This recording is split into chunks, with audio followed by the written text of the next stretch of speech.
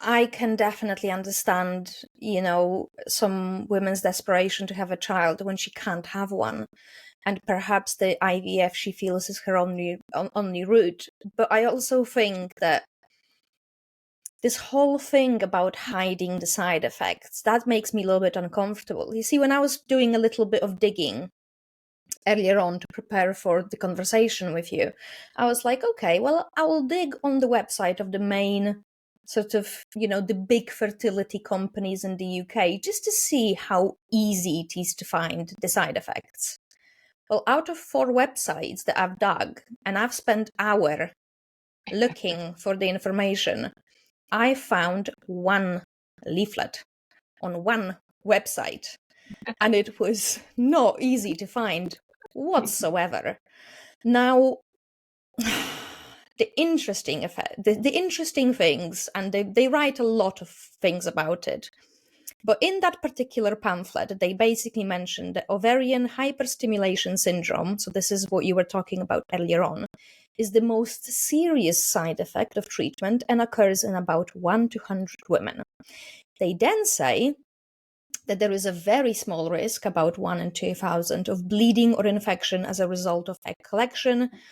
And then in the long-term risks, here is something that's very, very interesting, bearing in mind the research that you've done. There are no reported long-term risks to your health following egg donation. Also, there should be no effect on your future fertility as a result of donating eggs. Yeah, well, that's nice. You can say all that, but they don't have to prove it. Back to just the disingenuous wording that they have around ovarian hyperstimulation syndrome. If you study just ovarian hyperstimulation syndrome, it's usually classified into mild, moderate, severe. You have a mild case of it, you have a moderate case, you have a severe. Usually women that have a severe case, they often have to be hospitalized. Moderate, maybe they have to have some fluid drained, but they can do that in the emergency room or outpatient. But it's all subjective. Somebody might say this is a moderate case, and somebody else might say, no, this is a severe case. And somebody might say, oh, no, it's a mild case. There's no science that says this is the parameters for when we say it's mild, moderate, severe.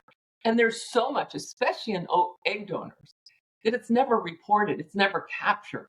So when these websites say it's a very rare occurrence, it's because a lot of these young girls that are, they're at home, they're college students, they call the fertility doctor and they go, I can't put my pants on, I feel like I'm pregnant. That doesn't get reported anywhere. These are women that are told, oh, just drink a lot of Gatorade because Gatorade will help draw the fluid out of your belly and redistribute it and help you, go to the bathroom and get rid. So there's no really serious way of capturing all these cases that happen all the time. And, back to the money part of it, I too, like you said earlier, I tell women all the time, you're not donating your eggs, you're selling your children. These are children that are going to grow up one day. They're going to go to 23andMe. They're going to get a DNA test. And they're going to realize, oh, my mother, who I thought was my mother, isn't my mother. And they're going to come looking for you. And they're going to come looking for their siblings and, their family. But I think as well, like the young women that haven't had children yet, they will not know what it's like until they have a child. And I think there should be way more oversight from the government to essentially stop young, stupid people that we all were, and we still are to a certain degree, stop making really dumb mistakes that might cost you a lot. But I think obviously there is the interesting connection of the egg donation, because there is obviously an industry that has got a lot of interest, let's say, tied up in supply of young fertile eggs.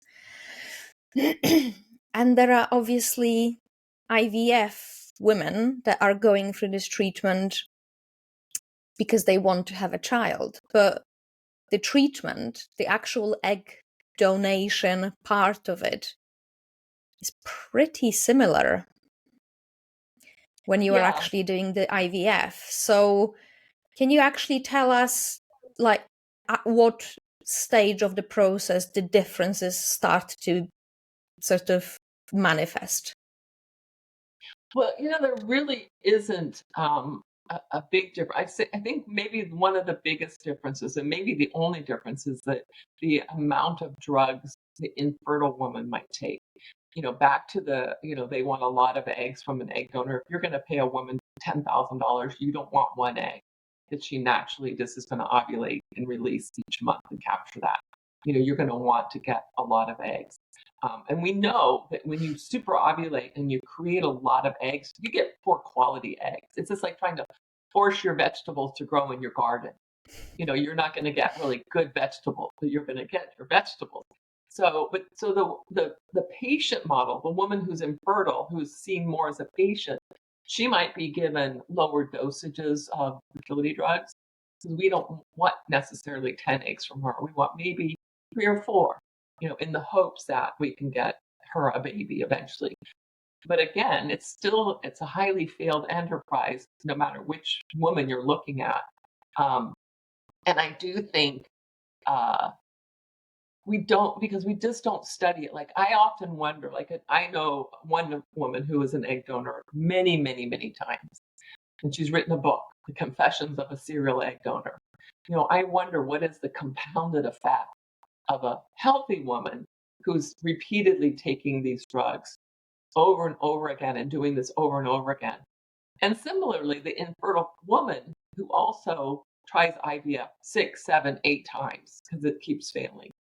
Is there anything that we could learn in the data that would show, does that put women at higher risk? Or is a woman who does 2 cycles of IVF, says it failed, I ran out of money, I can't do it anymore, is she less at risk because she hasn't done it so many times? How much time is between each cycle? When a woman who's an egg donor, what if she does this 10 times in 1 year? Is that different than an egg donor who does it 3 times in a year? We don't know those kind of things.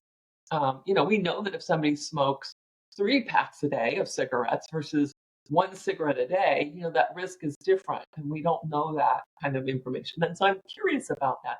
But what I really want to, say before we end our conversation, I know we're not done yet, but we've stopped looking at why women are, men too, are having trouble conceiving. We don't even look at that anymore. We don't look at what's called restorative reproductive medicine, where we actually try to understand what is going on with this male body, this female body, and what can we do to fix the problem, versus IVF, which is just a workaround. We can just ignore the problem and just take this little side road over here. And I'm like, I'd much rather spend energy, because I think that's better for women's health. I think that's better for children's health. But that doesn't make people money.